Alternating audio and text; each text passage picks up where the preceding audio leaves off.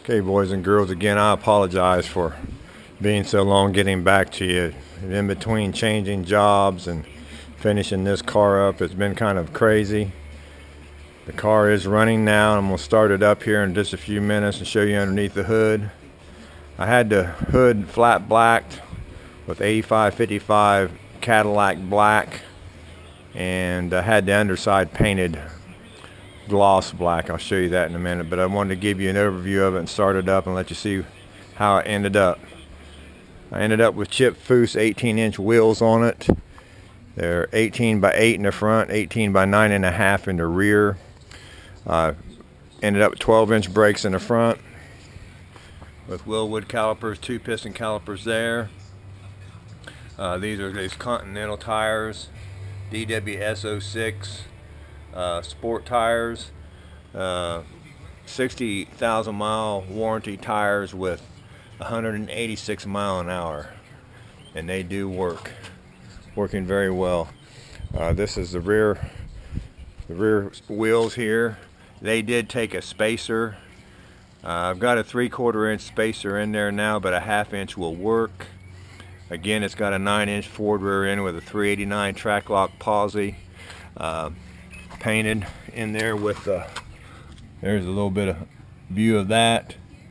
I've got all Global West tubular suspension with Delum bushings with their springs in the front and the rear. That's what gives it the stance that it has. That's per Doug that owns Global West suspension. He set the car up for me, and it's more of a pro touring stance than anything. It's not really meant to drag race, although it does hook up and run fantastic.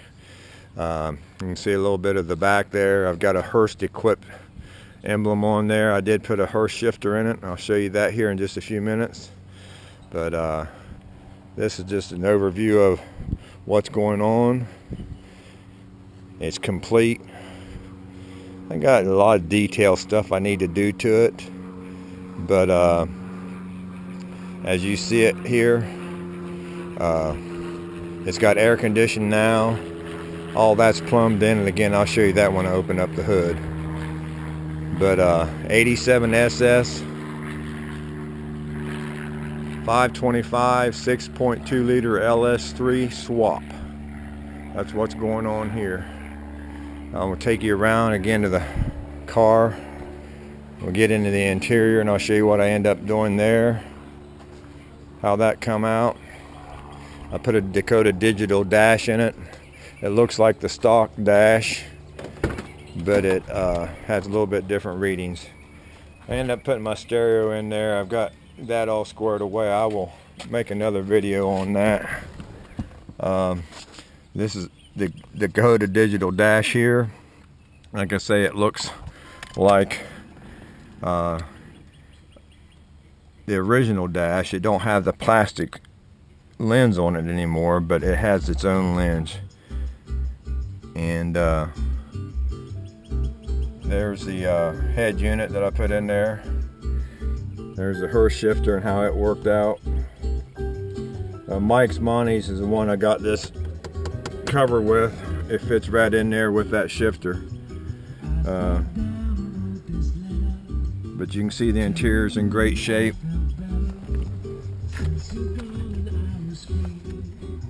All original.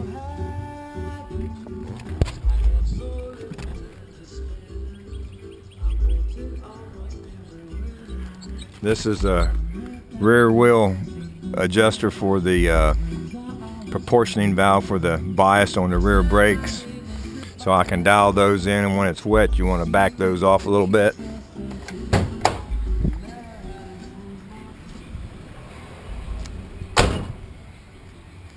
Okay, I'll open this hood here and show you what's going on there.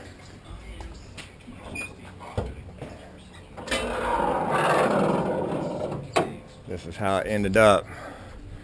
I've got to do a video yet on this Hydro Boost and where I got it from and how it all worked out. You can see I've got the Hydro Boost brakes on there.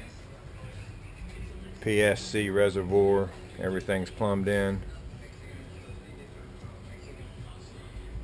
There's the Aero Automotive fuel pressure gauge. I put that insulation on the AC box. It does go in there with the AC, no problem.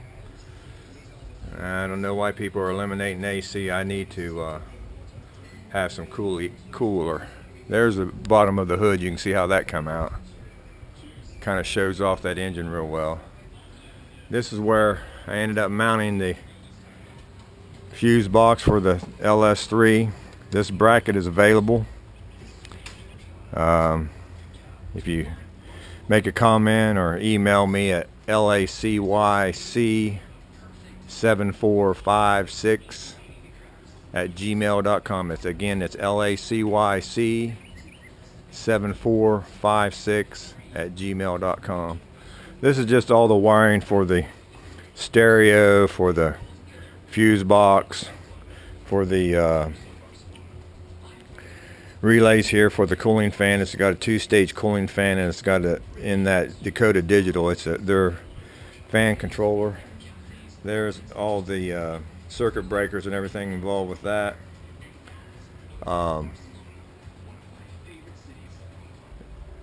Still got some detail to do here, but I just didn't want to wait any longer getting back with you guys. But that's how it fit in there. My goal was to make it look like it was born with it, and that it was a stock arrangement, and it's kind of worked out that way. I do want to change the air cleaner and get that squared away. Underneath this front bumper is where I put the transmission cooler. You can see it up underneath there. That's the only thing cooling the transmission, is that cooler right there, and it's doing a great job. There's the undercarriage, front suspension, everything going on there. The motor is stone cold. It hasn't run in about a week or so. So I'm about to start it up now, and I just want you to see what goes on and how that works out. Turn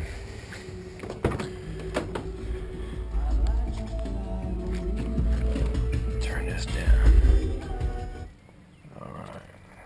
There's the Dakota Digital dash. Again.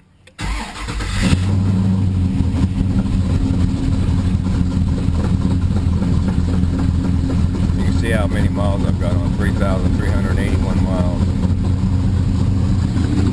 It's running a little rich. It's going to have to be tuned, and I will be doing a video of the tune and the dyno test on it. That's $500 to have that done, so I've got to get that together. But as you can see, it's very smooth, dead cold.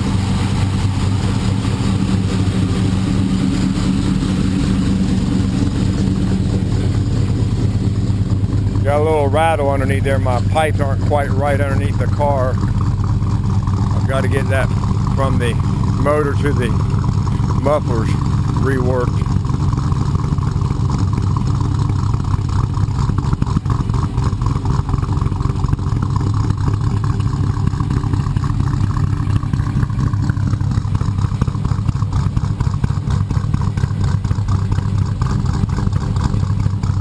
That 525 gets it on. You turn around a corner after getting out on the highway and you punch it, it jumps into first gear, goes to 6,490 RPM and shifts into second and fishtails. Hooking up.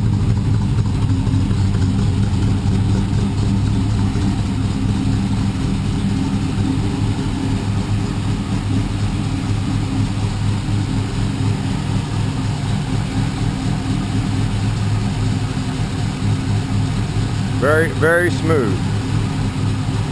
No problems at all. Believe me, on those Hydro Boost brakes, you want to make sure you have those if you got that engine, because you will not stop without them. I'm going to let this conclude the video. I promise not to take so long before I'm back again. Again, boys and girls, thanks for your views, and I'll talk to you later.